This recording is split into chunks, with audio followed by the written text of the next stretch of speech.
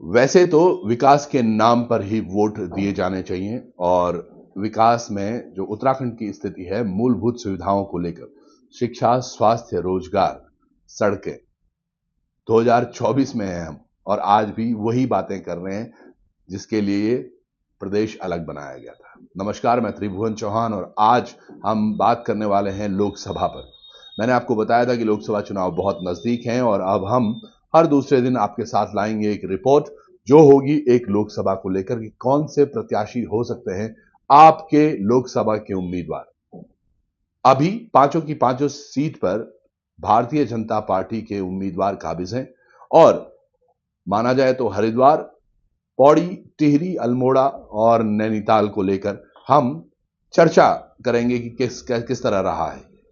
पांचों सीटों पर एक चीज बड़ी है जो आज देखी जा रही है कि भैया लग रहा है जनता को भी और पार्टी को भी शायद कि किन उम्मीदवारों को दोबारा से टिकट दी जाए। ये बड़ी बात है।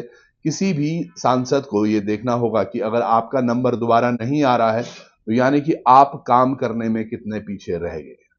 खैर, हरिद्वार आपको लिए चलते हैं। दरअसल हरिद्वार में पिछली बार 4 प्रत्याशियों ने प्रमुखता से भाग लिया था। भारतीय जनता पार्टी से थे रमेश पोखरियाल निशंक, वहीं कांग्रेस से थे अम्बरीश कुमार और वहीं बहुजन समाजवादी पार्टी से थे डॉक्टर अंतरिक्ष सैनी। एक और नाम भी थे जो बड़े चर्चा में रहे, त्रिवेंद्र सिंह रावत। ये त्रिवेंद्र सिंह रावत वो नहीं थे जिनको हम सोच रहे हैं, क्योंकि त्रिवेंद्र सिंह रावत भारतीय जनता पार्टी से हैं और त्रिवेंद्र सिंह रावत ये यूकेडी से थे।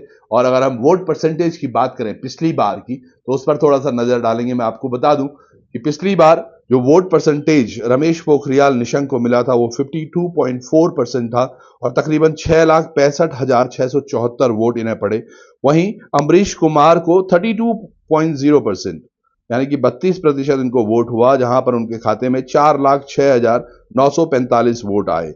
वहीं बीएसपी से अंतरिक्ष सैनी को जो वोट पड़े वो थे 1,73,528 जो कि 13.7% था कुल वोटर्स का। और त्रिवेंद्र सिंह रावत को केवल जो वोट पड़े वो थे 3,573 यानी कि 0.3%।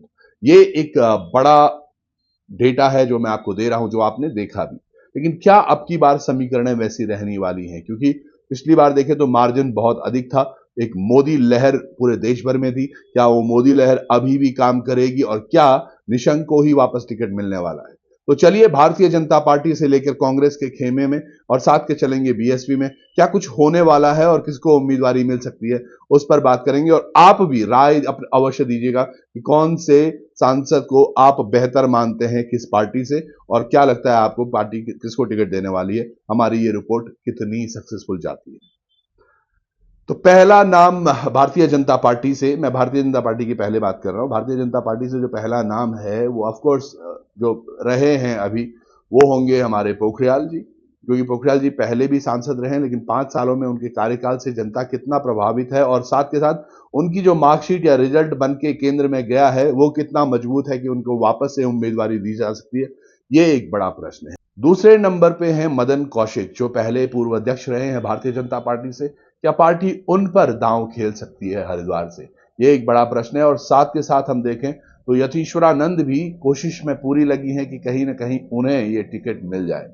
इन तमाम तीनों की समीकरणों पर एक जगह पानी जरूर फिर सकता है, एक नाम, क्योंकि आपको पता है भारतीय जनता पार्टी के जो अभी वर्तमान में अध्यक्ष हैं या आप कहे थे या अभी तक हैं ही, उनको राज्यसभा भेज दिया गया है, महेंद्र भट्ट को। तो क्या अब जो राज्यसभा सीट पर पहले से काबिज हैं दिल्ली से, क्या अनिल बलूनी आ सकते हैं हरिद्वार में?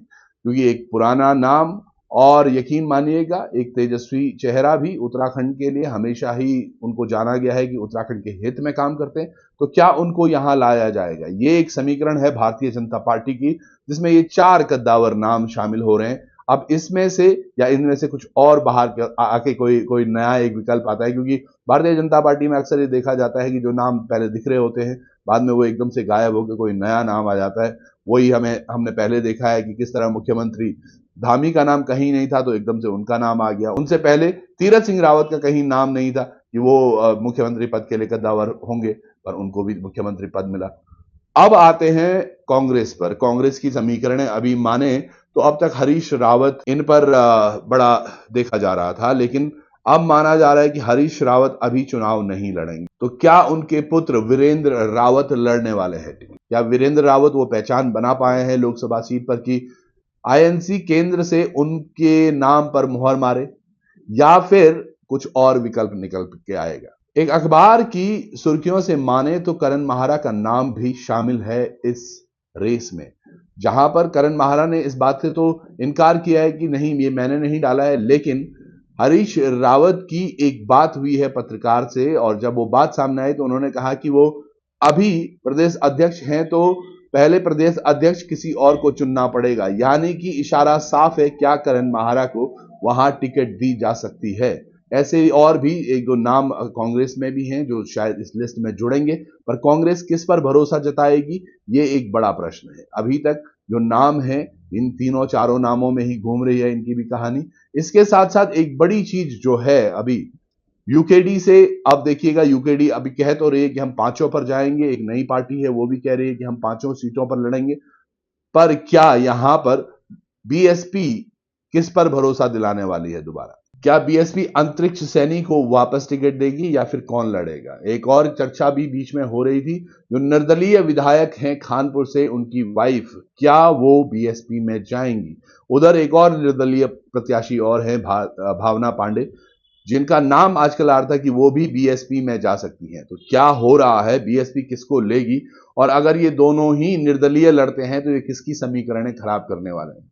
क्या कुछ होने वाला है हरिद्वार? क्योंकि एक बड़ी लोकसभा है और हरिद्वार ज्यादा क्षेत्र तराई में आता है, जिस पर हर किसी की नजर है। तो इस माहौल से देखें तो हरिद्वार की जो लोकसभा है वो बड़ी संघर्ष में होने वाली है। आज वाकई दोबारा से लग रहा है कि मोदी लहर है, पर क्या जो काम हुए हैं 5 लोकसभाओं में और हरिद्वार में खासकर देखें, तो क्या उन कामों से जनता संतुष्ट है? क्या वो सांसद के कामों को देखकर मोदी जी को वोट देने जाएंगे, या फिर कांग्रेस से कोई नया चेहरा, या यूं कहें क्या करण माहरा आ सकते हैं? मैं ये सब क्यों कह रहा हूं कि किस तरह से ये तैयारियां हुई हैं, उसकी मैं आपको बताता हूं।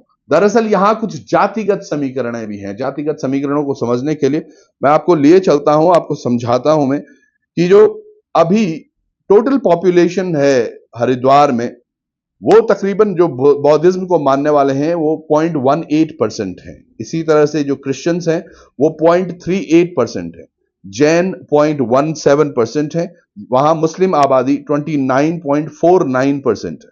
एससी वहां पर तकरीबन 20.03% है और एसटी 1.66% है। सिख वहां पर 1.99% है। अब इन्हीं सभी समीकरणों को हमें समझना होगा कि इन तमाम चीजों को ध्यान में रखते हुए कौन पार्टी अब कितना वो करती है। एक चीज बड़ी यहां पर देखी हमने, मुस्लिम जो वोटर परसेंटेज है, दैट इज अबाउट 29%, जो एक बड़ा नंबर है।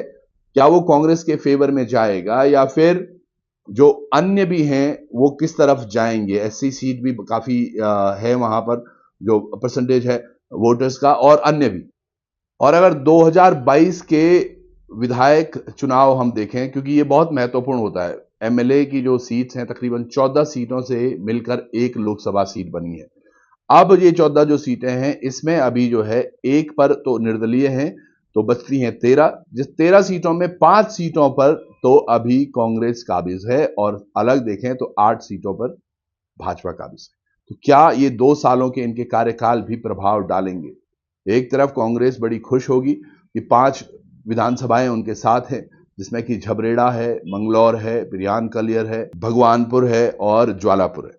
तो ये 5 सीटें क्या ये वापस से इनके लिए मेजॉरिटी बनेंगी, और साथ के साथ अन्य सीटों पर तो क्या कुछ समीकरणें बनती हैं, क्या कुछ होता है लोकसभा हरिद्वार में, इस पर एक पोल जरूर बनाइएगा। और ये पोल का आप रिप्लाई भी कीजिएगा। एक पोल हम इसी बारे में डालेंगे कि कौन सी पार्टी से आपको कौन से लगते हैं कद्दावर नेता जो सांसद के लिए उठने वाले हैं आपकी बात। जल्द ही पौड़ी की डिटेल के साथ आपके साथ जुड़ेंगे। जुड़े रहिएगा लोकार्पण पर। बहुत बहुत धन्यवाद आपका।